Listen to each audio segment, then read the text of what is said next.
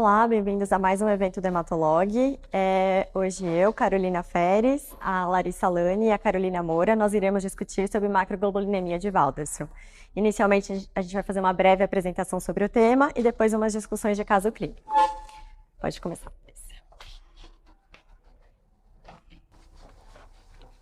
Olá, fiquem à vontade para me interromper quando vocês precisarem. Como a Carol já mencionou, eu vou fazer uma breve introdução, né, uma revisão aí do diagnóstico e do tratamento da macroglobulinemia de Waldenström e depois a gente parte para o caso clínico e discussão de alguns pontos que a gente julga mais importantes. Eu não tenho conflito de interesses com essa aula ela não tem nenhum apoio da indústria, tá bom?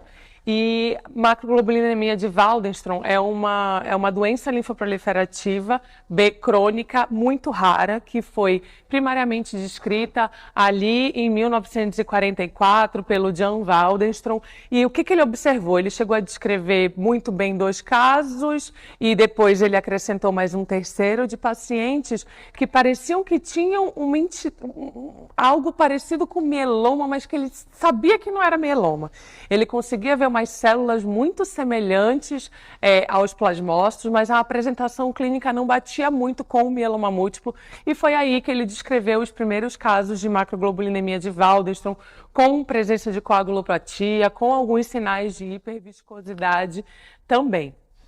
Como eu já disse para vocês, a macroglobulinemia de Waldenström é uma neoplasia super rara, né? Ela vai representar aí em torno de 1 a 2% de todas as neoplasias hematológicas. Então a gente sabe que de uma forma geral as neoplasias hematológicas elas não são, elas são raras quando comparadas com os tumores sólidos, e quando a gente está falando de macroglobulinemia de Waldenström, ela é ainda mais rara, é a raridade dentro do que a gente já conhece como raro.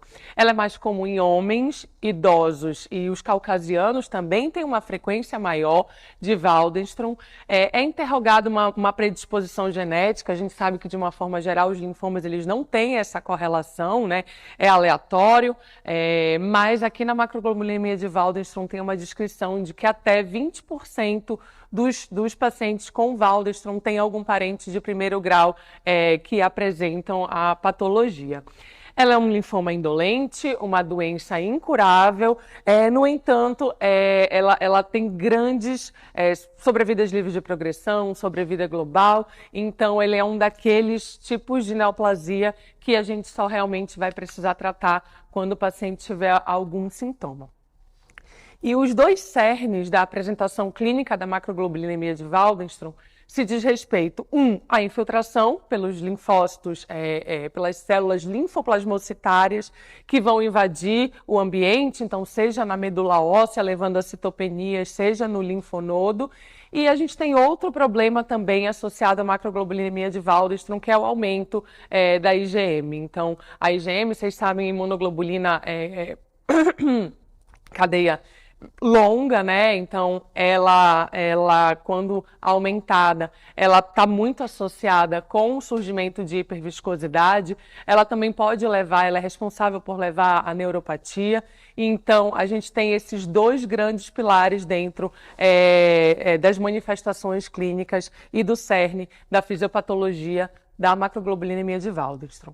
Esse slide aqui representa o que a gente tem de manifestação clínica. Então, vocês podem ver na figura A um fundo de olho com sinais de hiperviscosidade, né? Só vale ressaltar que a grande maioria dos pacientes não vai se apresentar com sintomas tão dramáticos, né? Até 20% deles costumam ser assintomáticos, mas quando presente a hiperviscosidade é um quadro bem clássico da macroglobulinemia de Waldenström. Aqui, na figura B, vocês podem perceber um pico monoclonal, né? Então, a gente tem um pico monoclonal ali bem maior do que o comparativo com a albumina. A gente tem as células clássicas, os linfoplasmócitos, então aquela célula intermediária entre o linfócito e o plasmócito, e esse pico monoclonal que eu mostrei ali no item B para vocês, é um pico monoclonal IgM, então a cadeia acometida na macroglobulinemia de Waldenström é a cadeia IgM. Normalmente, frequentemente, ela é precedida de uma MGUS, então de uma GMSI, de uma gamopatia monoclonal de significado indeterminado, IgM. O que acontece muitas vezes é que você não pega o paciente nesses casos, tá? Você só consegue diagnosticar um pouquinho mais para frente. Os pacientes, eles podem permanecer até 10 anos assintomáticos, sem necessidade de tratamento, e o sintoma mais frequente, quando presente, é a anemia, né? Então, essa é uma doença que ela infiltra medula óssea, então você tem as citopenias. Dentro das citopenias, a mais comum é a anemia. A gente pode ter também efusão pleural, a gente pode ter derrame pleural, pode fazer ascite também. Como eu já mencionei, a questão da síndrome de hiperviscosidade, com o paciente apresentando tontura, dor de cabeça, epistaxe, coagulopatia também pode estar presente. Big New é a raridade da raridade, então dentro de uma doença rara, que é a macroglobulinemia de Waldenström, a gente tem a Big New, que é quando você tem acometimento do sistema nervoso central, que vai representar em torno de 1% dentro desses pacientes acometidos pela macroglobulinemia de Waldenström. Você pode ter também envolvimento renal com síndrome nefrótica, perda de proteína e disfunção renal. A gente não pode esquecer que a gente também tem uma entidade que são as doenças, que são as manifestações associadas à gamopatia IgM, né? Então, assim, quando elas não têm a macroglobulinemia de Waldenström instalada, mas você tem um aumento de IgM e você pode ter algumas manifestações, e elas são a neuropatia associada ao pico IgM, a crioglobulinemia, a doença da aglutinina, a frio, e a gente também pode ter, mais raramente, a amiloidose AL associada à IgM, que não vão apresentar todos esses sinais clínicos da macroglobulinemia de Waldenström, mas muitas vezes a gente tem que lançar mão de tratamento, principalmente com rituximab e monoterapia, porque são entidades que levam, enfim, a sintoma, a uma morbidade importante, tá? Para o diagnóstico, a gente precisa ter o pico IgM e a gente precisa ter a infiltração linfoplasmocítica ali, assim como a gente tem no mieloma múltiplo. A gente tem algumas categorias como se fossem espectros dessa doença, né? Então, a gente vai ter as desordens relacionadas ao pico IgM, que eu já mencionei para vocês, que são essas 4 que estão destacadas aqui no quadro azul. A gente tem a macroglobulinemia de Waldenström smoldering, que é quando você tem o pico monoclonal, quando você tem a infiltração linfoplasmocitária observada na medula óssea, mas você não vai ter nenhum sintoma decorrente a isso. E quando a gente tem macroglobulinemia de Waldenström sintomática, é quando a gente tem o pico monoclonal, tem a infiltração na medula óssea bem documentada, associada a algum dos sintomas que eu mostrei na tabela para vocês. É super importante o diagnóstico diferencial com outras neoplasias bem indolentes, né? Então, muitas vezes é difícil fazer esse diagnóstico diferencial, principalmente quando a gente está falando de linfoma de zona marginal. A Carol vai mostrar isso muito bem num caso que ela tem para discutir. Por quê? Porque o linfoma de zona marginal, ele também vai ter uma infiltração plasmocitária de permeio. Então, esses plasmócitos, de uma forma geral, eles são policlonais, mas eles estão ali presentes e isso pode confundir na hora da biópsia. E também porque o linfoma de zona marginal ele pode vir com pico IgM associado, normalmente de uma menor intensidade quando comparado com a macroglobulinemia de Waldenström. Então é algo que a gente tem que ficar atento. Mieloma múltiplo, né? Então a maioria dos mielomas não vão ser IgM, mas a gente tem mielomas que podem ser IgM, então é um diagnóstico diferencial. No entanto, você vai ter a presença de hipercalcemia, lesões líticas, outros comemorativos clínicos que não são tão frequentes, que não são vistos na macroglobulinemia de Waldenström. E outra questão importante também é a questão do MID88. Aqui no mieloma múltiplo a gente não tem positividade e vocês vão ver mais para frente que ainda para confundir um pouquinho mais a nossa cabeça, uma pequena parcela dos pacientes com linfoma de zona marginal podem apresentar a mutação do MID88. Tá? A LLC, a gente normalmente tem outra apresentação clínica, mas por ser um linfoma bem indolente, a gente também tem que fazer diagnóstico diferencial, e o linfoma de células do manto também entra como diagnóstico diferencial, mas aí a gente tem a ciclina D1, a gente tem a translocação 11-14 clássica do linfoma de células do manto, que nos permite fazer essa distinção de forma mais tranquila. Depois que eu fiz o diagnóstico, eu tenho um score prognóstico, né? É importante ressaltar que esse score prognóstico, ele leva em consideração alguns parâmetros como idade, hemoglobina, contagem plaquetária, beta-2 microglobulina e o pico monoclonal, a quantidade do pico monoclonal associada. E aqui eu coloquei só para a gente não esquecer, porque a gente está muito acostumado a usar o DHL como fator prognóstico dentro dos linfomas não Hodgkin, e aqui para a macroglobulinemia de Waldenström ele não entra no score prognóstico. E como vocês podem observar aqui ao lado, mesmo os pacientes de alto risco, né, que tem aí mais de 2 fatores associados a pior prognóstico, eles têm uma mediana de sobrevida global bem alta, né, de 43 meses, sendo que aqueles pacientes que têm um baixo risco, eles têm uma sobrevida global em torno de 142 meses, mostrando o quão indolente é esta patologia, tá?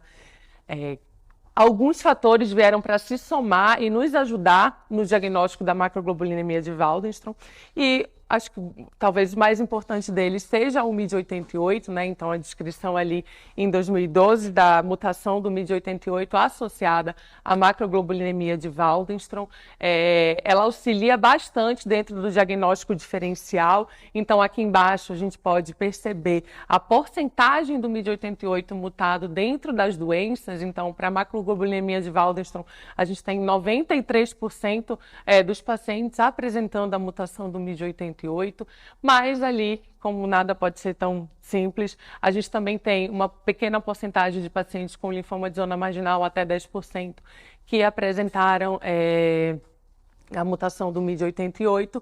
E aqui, só para ressaltar a importância também dela dos pacientes que têm uma GMSI, uma gamopatia monoclonal de significado indeterminado, IgM, que tem mutação do MYD88, desses pacientes, 3 deles...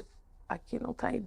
Mas 3 deles acabaram apresentando evolução para macroglobulinemia de Waldenström posteriormente, tá? Além do MYD88, outra mutação que vem ganhando cada vez mais importância dentro da macroglobulinemia de Waldenström é a do CXCR4, que foi descrita um ano aí depois, e ela está presente ali em torno de 30% a 40% dos casos, e além, a presença da mutação acaba se traduzindo em algumas características clínicas peculiares. Então, os pacientes que têm a mutação do CXCR4, eles vão apresentar níveis mais altos de IgM ali no momento do diagnóstico, e, portanto, eles estão sob maior risco de desenvolver síndrome de hiperviscosidade.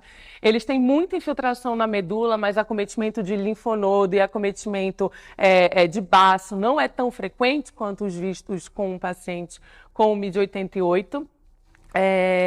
E aqui também a gente tem alguns estudos que mostraram que eles não respondem tão bem ao uso do ibrutinib, que é uma droga que a gente já é estabelecida no cenário de recaída e refratariedade. A gente também tem alguns estudos para a primeira linha, mas quando o CXCR4, essa mutação está presente, a gente tem uma taxa de resposta menor do que quando você tem só o MYD88 mutado.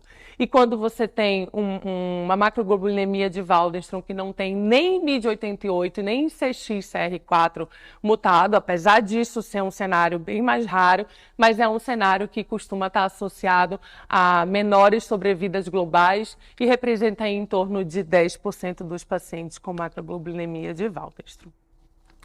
Aqui só para reforçar isso que eu já falei para vocês, essas diferenças que a gente tem com o MYD88 mutado e o CXCR4 mutado. Então, notem que aqueles pacientes que têm o MYD88 mutado na primeira coluna sem o CXCR4, eles têm uma resposta melhor ao IBTK, ao ibrutinib, e aqueles pacientes que eles não têm nem mutado nenhum nem o outro, normalmente esses pacientes eles são de maior risco, têm maior risco até de transformação para um linfoma mais agressivo, de transformação para o difuso de grandes células B, tá? E a gente cai na mesma questão do tratamento dos pacientes com linfoma indolente. Então, assim, por que eu não preciso tratar todo mundo no momento do diagnóstico? Como eu já falei para vocês, é uma doença indolente, uma doença incurável. A gente tem a possibilidade de, quando expõe esse paciente à poliquimioterapia, poliimunoquimioterapia, de você induzir a resistência. Obviamente tem a questão de toxicidade. A maioria desses pacientes vão ser pacientes idosos, então se a gente fica dando quimioterapia, obviamente a gente vai associar a toxicidade tanto a curto quanto a longo prazo. A gente não tem nenhuma evidência de ganho de sobrevida global ao tratar esses pacientes quando estão assintomáticos, e a gente consegue uma longa sobrevida livre de progressão para os pacientes que estão assintomáticos no momento do diagnóstico, mantendo-os apenas em watch and wait. Esse gráfico é um estudo de 2019, ele mostrou que o follow-up mediano de progressão, com um follow-up mediano de em torno de 8 anos, 72% dos pacientes progrediram. Então, aqui em 2 anos, até 2 anos do acompanhamento do estudo, 30% dos pacientes não precisaram tratar. E vocês podem perceber que mesmo após um acompanhamento de quase 8 anos, ainda ficaram quase 30% dos pacientes que também não precisou de tratamento. Então, é uma doença que a gente não precisa ser agressivo e não precisa ter pressa para começar a tratar o paciente, se esse paciente ele encontra-se assintomático. E aí, existem algumas ferramentas que podem ser usadas para predizer o risco desse paciente necessitar de tratamento. Então, vocês podem acessar na internet essa calculadora, é super simples. Eu simulei um paciente fictício, então ele pede para colocar a porcentagem de filtração dessas células linfoplasmocíticas na medula. Eu coloquei 40%, um nível de IgM alto, de 5.000, tá? Então não era um nível baixo. A beta-2 microglobulina eu coloquei de 4 e coloquei uma hipoalbuminemia. E nesse score, o paciente ele entrou como alto risco de progressão, ou seja, esses pacientes dentro do alto risco, eles normalmente vão progredir, normalmente eles vão ficar sintomáticos aí no período de 2 anos, enquanto que os pacientes de médio risco, eles levam até 5 anos para ficar sintomático, né, para precisar de tratamento, e os pacientes enquadrados no baixo risco, eles apresentam até aí 9 anos livres de progressão de doença. Esse score é importante, não vai predizer se eu tenho que tratar esse paciente agora, na verdade mais para a gente ter um norte de como provavelmente esse paciente vai evoluir e até mesmo para a gente traçar estratégias de acompanhamento. Então, se eu tenho um paciente que eu coloquei no score que ele é um baixo risco, não tem por que eu vê-lo a cada 2 meses, entendeu? A gente consegue espaçar um pouquinho mais a consulta.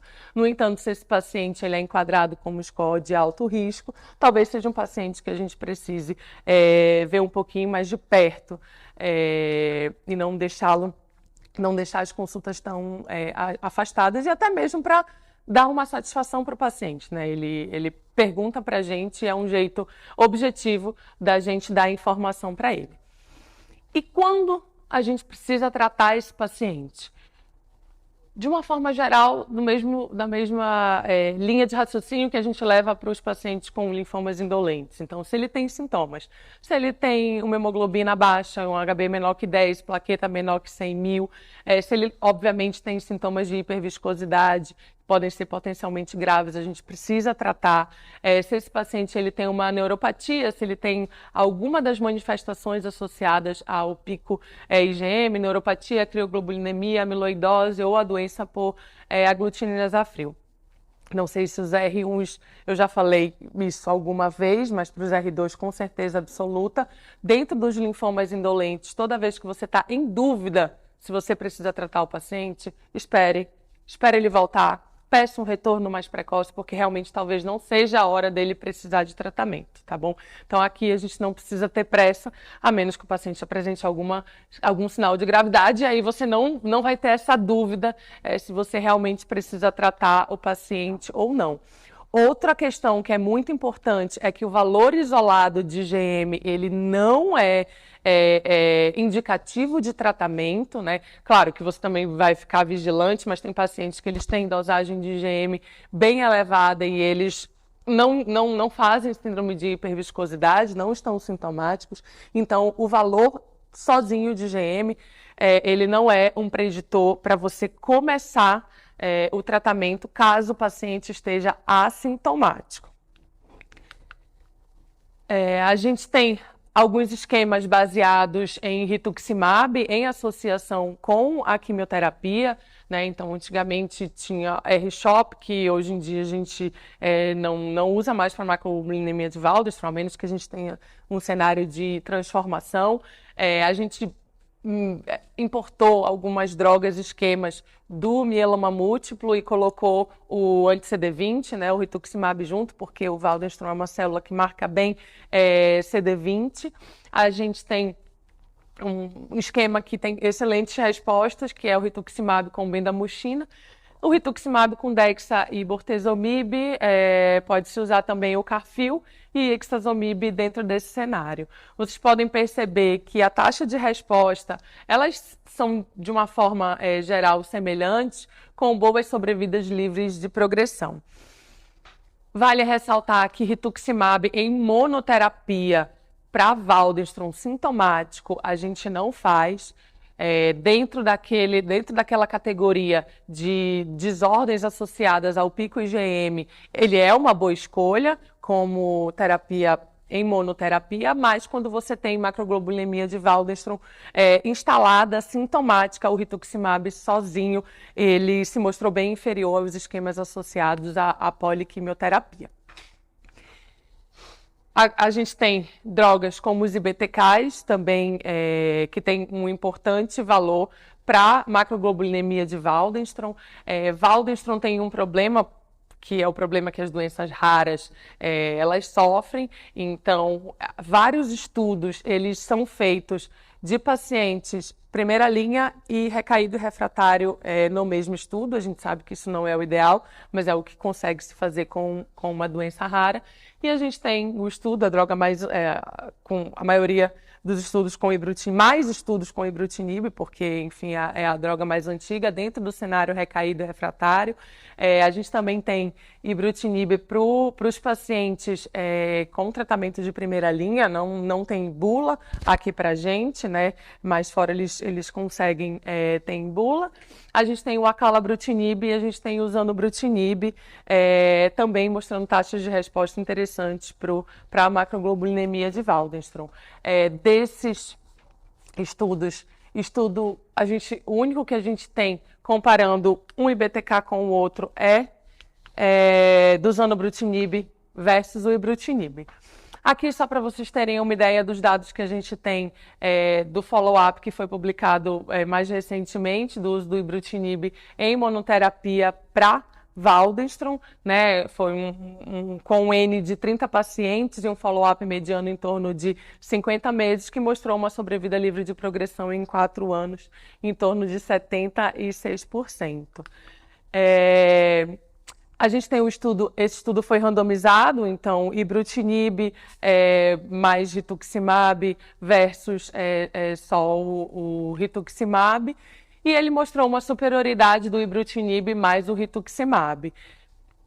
Como eu já disse para vocês, aqui nesse estudo também foram incluídos pacientes de primeira linha e recaído ou refratário ali no mesmo bolo, E uma pergunta que a gente queria muito que fosse respondida e que não foi respondida com esse estudo é que se realmente a gente precisa da adição do rituximab, porque o braço comparador foi ibrutinib mais rituximab versus rituximab, que a gente sabe que rituximab em monoterapia não é uma boa para o paciente com macroglobulinemia de Waldenström sintomático. Então, o ideal que a gente queria que tivesse sido feito, ibrutinib mais rituximab versus o ibrutinib isolado, para a gente ver o quanto que a adição do anti-CD20 com o ibrutinib acrescenta para esses pacientes. O acalabrutinib também foi avaliado em monoterapia, um N de 106 pacientes, também recaído e refratário, junto com primeira linha.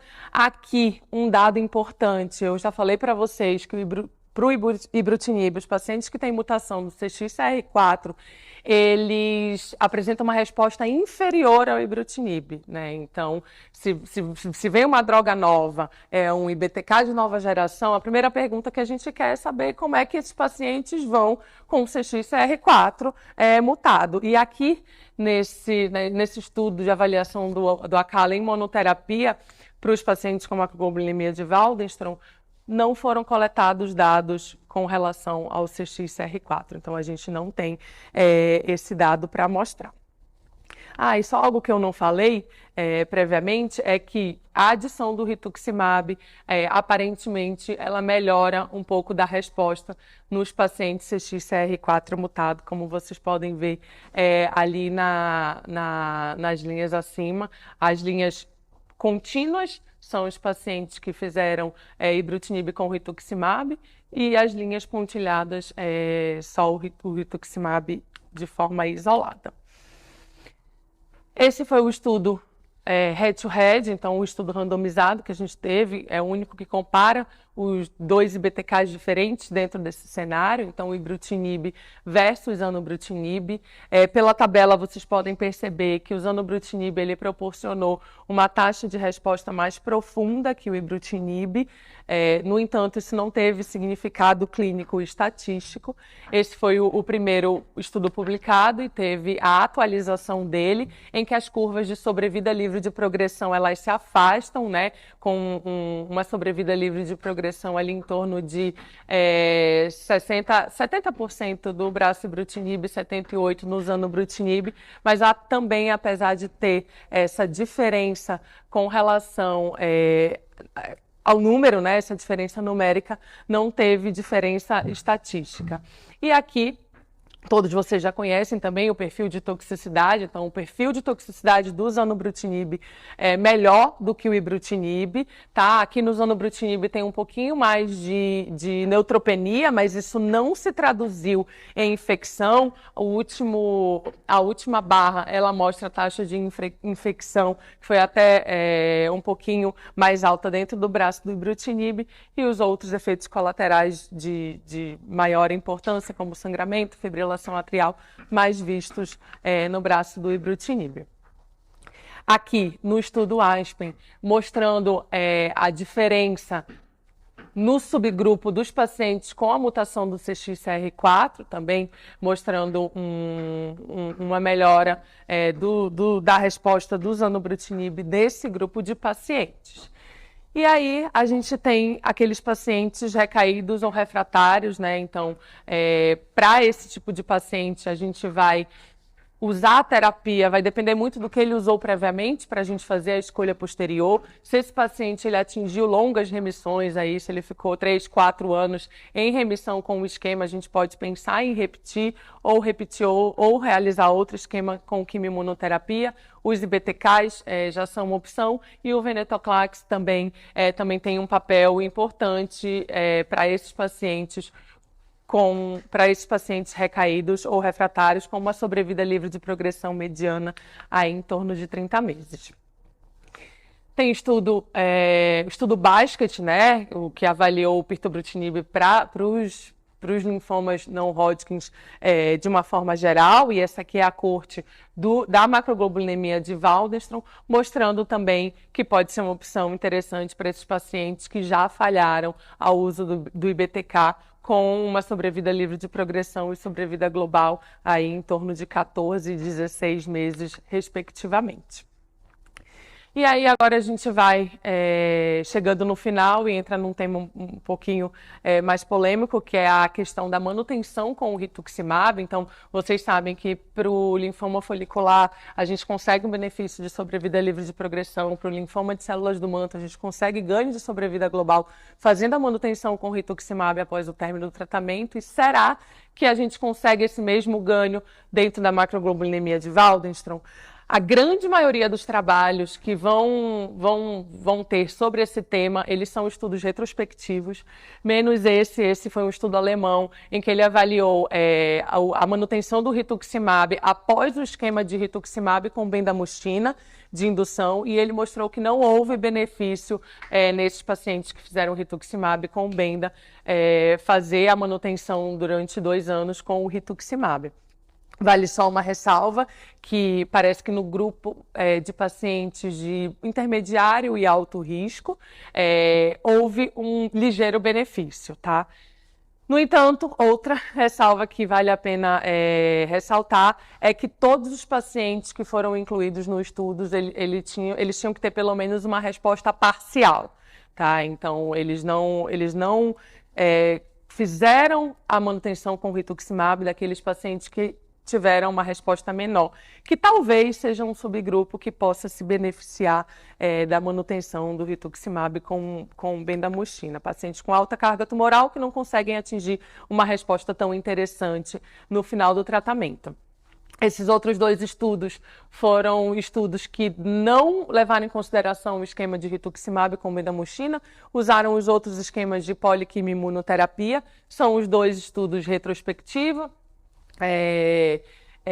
e mostrou que parece haver algum benefício, sim, nesse tipo de paciente. Então, acredito que cada vez mais a conduta ela deve ser individualizada, né? E talvez a gente lance mão da manutenção com rituximab, que não é isenta de efeitos colaterais. A gente sabe que o paciente tem muito mais infecção, eles fazem linfopenia, às vezes até neutropenia, em vigência da manutenção com rituximab, mas talvez para aquele paciente com alta carga tumoral, um paciente de alto risco, que não conseguiu atingir uma resposta tão profunda, possa se considerar a manutenção com rituximab, principalmente se ele não fez a indução com rituximab com bendamustine.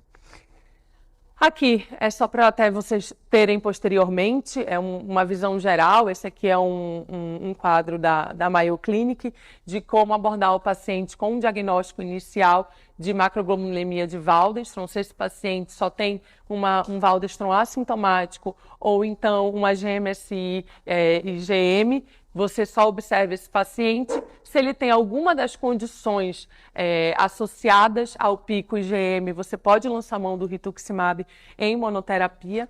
E se esse paciente tem uma doença bem sintomática, pensar em poliquimioimunoterapia, então o rituximab com bendamustine, a gente tem outros esquemas, principalmente no contexto SUS, que estão disponíveis, então o rituximab, ciclofosfamida, dexametasona, o bortezomib também pode entrar como opção, só também tomar cuidado que se o bortezomib já causa neuropatia, já pode piorar a neuropatia do paciente com mieloma múltiplo, aqui a incidência é maior ainda. Então, só essa ressalva, tomar cuidado dos pacientes com Waldenström que vão usar bortezomib. E no contexto de recaída ou refratariedade, lembrando que se esse paciente recair de forma assintomática, ele não precisa ser tratado.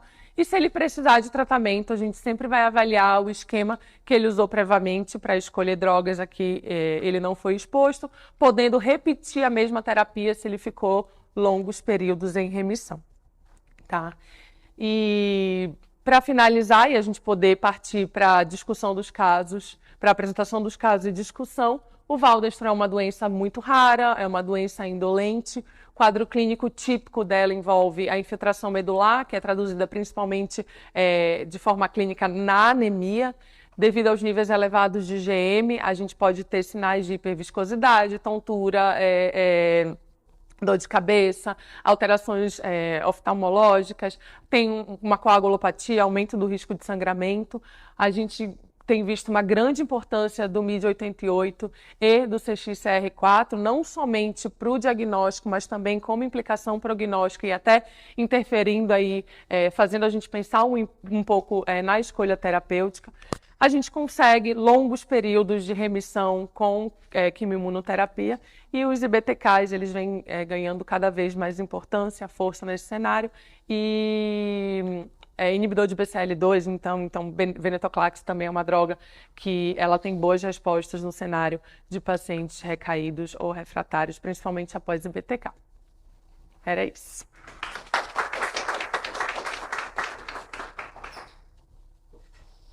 Então, parabéns, Lari, pela aula, sempre excelente suas aulas. E agora eu vou passar para a parte dos casos clínicos, a gente vai discutindo também no meio, podem parar e perguntar também, como vocês acharem melhor. Então, o primeiro caso que eu trouxe, uma paciente feminina de 61 anos, ela só tinha hipotireoidismo de antecedente. Em 2018, ela tinha um histórico prévio de pancitopenia, esplenomegalia, ela veio com um diagnóstico externo para a gente, com uma biópsia de linfonodo com linfoma de zona marginal nodal. Tinha uma biópsia positiva de medula também com linfoma e ela foi tratada externamente com 6 ciclos de R-CHOP. Tinha uma descrição no relatório dela que ao final do tratamento ela tinha uma população plasmostária com exceção de cadeia leve, com IgM de 3.180 e tomos que já tinham umas linfonodomegalias cervicais. Ela chegou para a gente então em 2022 com uma plaquetopenia, mas sem nenhum sintoma B, sem nenhuma queixa. Ela tinha uma anemia discreta com 10,6 de hemoglobina e discreta plaquetopenia também, 130 mil. Tinha um pico monoclonal na eletroforese de 1,87%, uma IgM de 3.770, sorologias negativas e proteinúria negativa também. E ali o gráfico da eletroforese mostrando o pico. A gente fez tomografias para ela, então cervical de maio de 22 tinha alguns linfonodos de 2,7 por 2. De tórax também tinha algumas linfonodomegalias intestinais até 2,7, axilares, supraclaviculares até 2,5. E de abdômen também, tinham abdominais no tronco celíaco de 2,3, cetoperitoneais de 3, ilíacas de 1,5, inguinais de 2 e uma esplenomegalia também. Fez uma biópsia de linfonodo, que veio como um linfoma não Hodgkin B de baixo grau, CD20 positivo e veio com a mutação de MID88 detectada por essa paciente. Tinha alguns plasmócitos também ao redor. A gente fez um estudo de medula para essa paciente em junho de 22. Ela tinha no mielograma 1,6% de células linfóides de maior porte descritas. A imunofenotipagem descreviam 2 populações diferentes. Uma linfóide B madura, anômala, monoclonalidade capa de 10,1%, que era CD20 positiva forte, 2243 39B, 200, IgM ROR1 e capa. E uma outra população plasmostária com monoclonalidade lambda de 0,21%. CD38, 138, 19, 45, 27, 81 e lambda de citoplasma. E na biópsia tinha alguns agregados linfóides atípicos, 5% de plasmócitos, cadeia leve livre e lambda. Então, para essa paciente, a gente fechou um diagnóstico de Waldenstrom para ela, né? Ela tinha esse pico GMI importante de 3.700, um infiltrado linfoplasmostário na medula e MID88 positivo. A paciente estava assintomática inicialmente com a gente, ficou em watch and wait de maio a agosto de 2022. Quando ela veio em consulta de rotina em setembro de 22, ela tinha algumas queixas, estava com uma dor abdominal, estava fazendo febre, perdeu 5 quilos em um mês, tinha aumentado os gânglios, a linfonodomegalia, e ela tinha um sintoma de uma congestão nasal contínua que a gente questionou se podia ser algo de viscosidade aumentada. Os exames dela pioraram, né? A hemoglobina, que era 10,6, foi para 7,5, plaqueta foi para 40 mil, IgM foi de 3.700, foi para cima do limite superior. Na eletroforese também o pico era de 1,87, foi para 3,39, e também a gente acabou pesquisando depois durante a internação, que às vezes pode acontecer nesses pacientes, né, a coagulopatia, mas ela veio com pesquisa de von Willebrand-Crido negativo. Então essa paciente ficou em watch and wait um tempo com a gente, mas depois com esses sintomas a gente indicou o tratamento para ela, né? Inicialmente a gente fez ciclo IDEX, a paciente estava internada também, não fez o rituximab por conta dessa IgM muito aumentada para evitar o flare, né?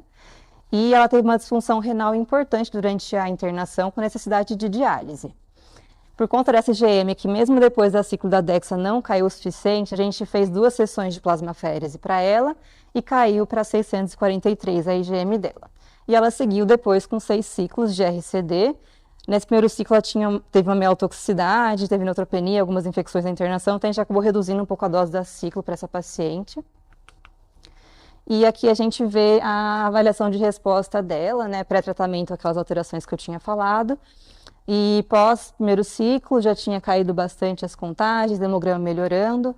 Pós o C3 já tinha uma IgM normalizada. Pós C4 já tinha uma eletroforese com um pico não quantificável. E ela manteve só a imunofixação positiva e o hemograma praticamente normalizado. A gente repetiu tomografias dessa paciente também, reduziu o cervical, não tinha mais nem linfonodomegalia, é só até 1,1 centímetros. A de tórax também reduziu, ela tinha um derrame pleural pequeno, né, que a gente viu que pode acontecer, mas que geralmente tinha se resolvido já depois. E também os linfonodos todos se resolveram, assim como o do abdômen, e a esplenomegalia também reduziu, era de 21 centímetros, foi para 12,6 centímetros. Então, esse era o primeiro caso que eu trouxe, para a gente falar um pouco sobre o diagnóstico, tratamento de primeira linha, né? Eu não sei se a Carol e a Lari também querem comentar, ou alguém quer comentar alguma coisa nesse primeiro caso. Acho que esse é um caso bem rico, né? Desde o momento da apresentação inicial. Acho que o principal ponto para ser discutido desse caso é a questão do diagnóstico, né? A gente vê muito que quando a gente não tem o MID88 ou outras estratégias, esse diagnóstico acaba ficando mais complicado mesmo, porque se a gente for pensar em termos de clínica, né? Um paciente com uma linfonodomegalia, que não chamava ali muito atenção, uma esplenomegalia, citopenias, que a gente faz avaliação de linfonodo e medular, que vem um linfoma não Hodgkin B de baixo grau, que não marca CD5, que não marca CD10, então fica muito difícil fazer essa diferenciação diagnóstica entre um linfoma de zona marginal, tá? Que acaba sendo sempre esse o principal desafio, com uma macroglobulinemia de Waldenström. A gente também não pode esquecer que os linfomas não Hodgkin bem indolentes, muitas vezes eles têm também um pico monoclonal e um pico IgM. Claro, como a Larissa falou na aula dela, muitas vezes ele não é tão marcante, então ele não costuma ser um pico muito alto, mas pode acontecer, tá? E aí também a gente tem até um outro paciente lá no nosso serviço no Vila Santa Catarina, que a gente fica com bastante dúvida, porque ele tem toda a cara de ser uma macroglobulinemia de Waldenström, só que ele é um MID88 negativo. Então a gente não pode esquecer também que ele está presente em 90% dos casos, mas a gente tem aí uma zona cinzenta de casos que podem ser negativo, do mesmo jeito que a gente tem também a zona marginal, mais ou menos 10% pode ser MID88 positivo, tá? Então, nesses casos aí fica ainda mais difícil da gente conseguir fechar o diagnóstico, muitas vezes acompanhar esse paciente e ver para onde vai a melhor estratégia. Acho que tem outras coisas que a gente pode discutir desse caso, né? Claro.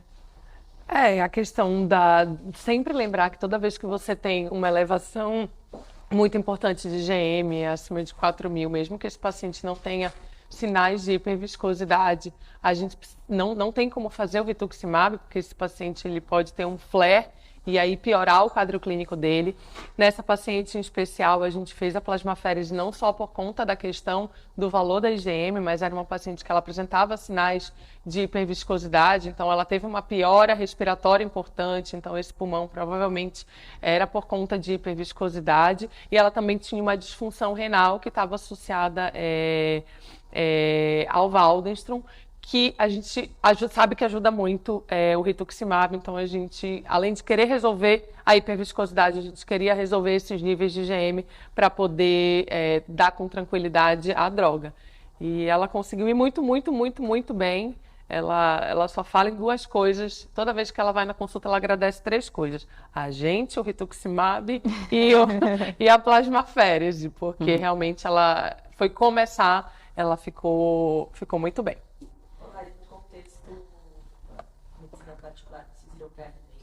Por consideraria o primeiro tratamento workshop da Índia com BTK? Não, eu acho que faria Ribenda. Eu acho que, na verdade, o que aconteceu com ela lá... É claro, né, gente? A gente não dá para julgar agora que o caso tá lindo. Mas provavelmente ela já era um Waldenström. Não é infrequente a gente ver isso. Vi com um diagnóstico de zona marginal e no final ser um Waldenström. Então, acho que ela foi tratada ali não da melhor forma. Eu faria a Ribenda, eu acho que a Ribenda é o que tem mais taxa de resposta. A gente não tem no SUS, e ela também estava frágil, acho que para ela, mesmo se eu tivesse a Ribenda, não seria a melhor opção nesse momento. Mas eu acho que você está certíssima, Renata, eu acho que a Ribenda é um dos grandes carro-chefes para a primeira linha do tratamento do paciente com válvulas. E acho que algo pontual do R-Benda também é que a gente fala muito do flare, do rituximab e tudo mais, mas R-Benda é um esquema que, pela citotoxicidade da bendamoxina, a gente não precisa omitir o rituximab no primeiro ciclo, tá? Porque a gente faz muito menos flare. E lembrar que para R-Benda, como a Larissa também já falou, a gente não tem benefício da manutenção com rituximab, coisa que a gente acaba vendo com os demais esquemas de poliquímico. Acho que era isso desse primeiro caso. Aí, um outro caso que... Só falar dessa paciente também, ela passou em consulta recentemente, ela sempre está agradecendo mesmo e ela está ótima. Ela veio mês passado lá e está super bem.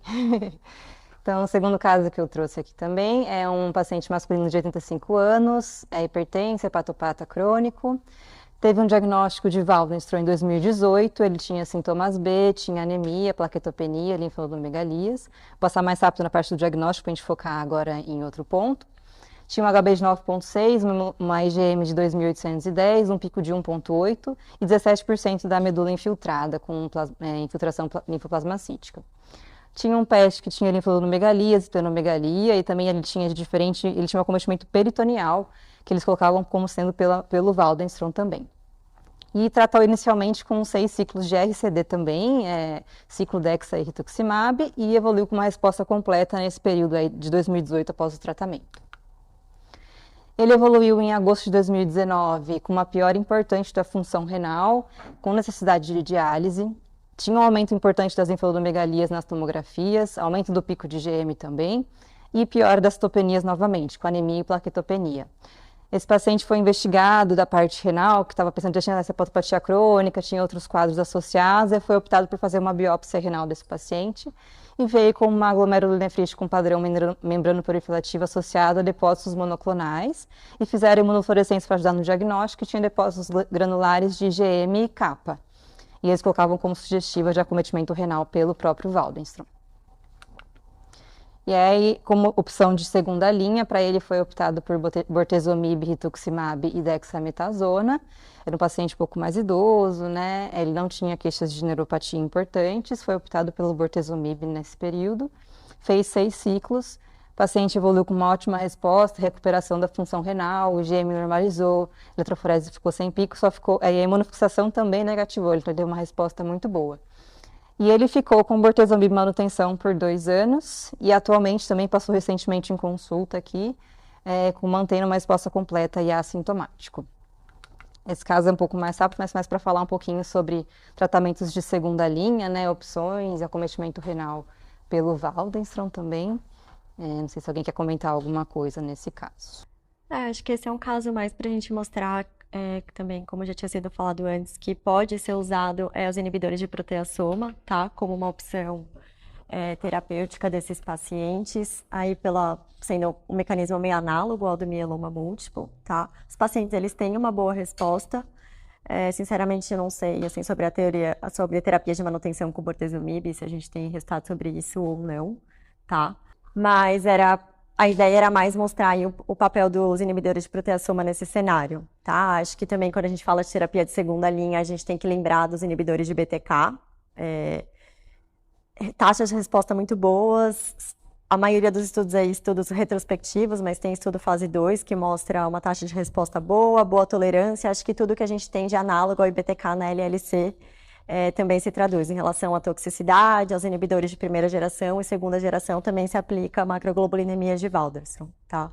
Acho que mais aí a questão das mutações, como a Larissa falou na aula, do MID88 e do CXCR4, com relação à resposta, que eu acho que é algo que a gente ainda precisa de mais tempo para fazer essa avaliação da associação com rituximab ou não, mas lembrar aí sempre dos inibidores de BTK que a gente pode utilizar nesse cenário de doença recaída e refratária.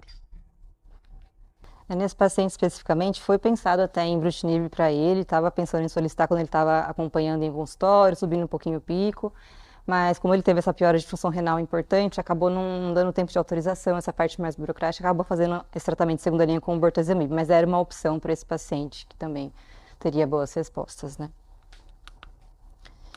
Terceiro caso, não sei como que a gente está de tempo. Tá ok? Dá pra ir. Tá bom. Tá. É um paciente masculino de 77 anos, renal crônico, dialítico, diabetes, tinha uma PTI prévia, tinha um Waldenström diagnosticado em 2013, tratou em 2013 com o esquema RCD, teve uma recaída em 2016, estudo tratamentos externos. Como ele tinha passado mais de 3 anos, né, como a Lari tinha falado de repetir tratamento, né, ele evoluiu com uma parestesia e aumento de GM, trataram novamente com RCD. E ele veio em consulta com a gente em outubro de 21, principalmente por conta da PTI, que foi feita essa medula para avaliar em relação a outras causas, um paciente idoso com PTI, né? Mas era uma medula óssea com uma imunofenotipagem de 0,24% de linfócitos B anômalos, ou localidade capa, uma IgM de 915, uma eletroforese com um pico de 0,48, anemia muito discreta de 11,5, plaqueta de 44 mas quero que o basal do paciente em relação à PTI. Em dezembro de 2021, o paciente evoluiu após uma sessão de diálise, tinha ido tudo bem sem intercorrências, foi para casa, teve uma crise convulsiva importante, chegou no hospital ainda em crise convulsiva, precisou ser entubado, dentalizado, e a gente foi chamado para reavaliar esse paciente nesse contexto. Foi repetido os exames em relação ao Waldenström, com um pico de 0,45, a imunofixação IgM-capa e uma IgM de 789, nem era tão alta assim. Fez uma tomo de crânio, que da parte de coisas urgentes, AVC, sangramentos, não tinha nada, mas eles descreviam que tinha um componente contrastante nos músculos reto-orbitários, que podia ser uma infiltração neoplásica ou uma hematopoese extramedular questionada. Aumento das dimensões da rinofaringe heterogênea também, nas lojas amidalianas também. Tinha um contraste heterogêneo na parte de músculo masseter, infiltrando ao redor das paredes dos seios maxilares, musculatura pitorídea.